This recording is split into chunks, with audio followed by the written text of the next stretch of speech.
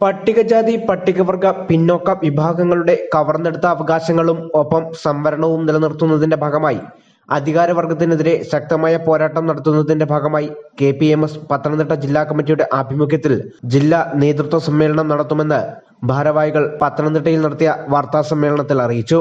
2024 August 1-ാം തീയതി ബഹുമാനപ്പെട്ട supreme കോടതിയുടെ വിധി വന്നിട്ടുള്ളത്. അതിനെക്കുറിച്ച് പട്ടികജാതിക്കാരെ രണ്ട് തട്ടായി തിരിച്ചുകൊണ്ട് മുന്നോക്കവും പിന്നോക്കവുമായി വിഭജിക്കുന്ന രീതിയിലേക്കുള്ള ഒരു സംവിധാനത്തിലേക്കാണ് പോയിക്കൊണ്ടിരിക്കുന്നത്. അപ്പൊ അത് നടപ്പിലാക്കാൻ വേണ്ടി സംസ്ഥാനങ്ങൾക്കാണ് പൂർണ്ണ അധികാരം കൊടുത്തിട്ടുള്ളത്. അപ്പൊ കേന്ദ്ര ഗവൺമെന്റുകളും സംസ്ഥാന ഗവൺമെന്റുകളും ഇതിന് ഉചിതമായ ഒരു നടപടി ഉണ്ടാകണം. കാരണം എന്താ, പട്ടികജാതിക്കാർ ജനവിഭാഗങ്ങൾ ആ ലെവലിലേക്ക് എത്തിയിട്ടില്ല ഇന്നുവരെ. പത്തനംതിട്ട അബാൻ ടവറിൽ 4-ന് രാവിലെ 10-ന് KPMS സംസ്ഥാന ജനറൽ സെക്രട്ടറി പുന്നല ശ്രീകുമാർ നേതൃത്വ സമ്മേളനം ഉദ്ഘാടനം ചെയ്യുമെന്നും ഭാരവാഹികൾ പറഞ്ഞു.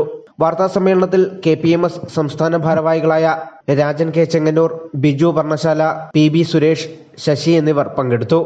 News bureau, Pathanamthitta.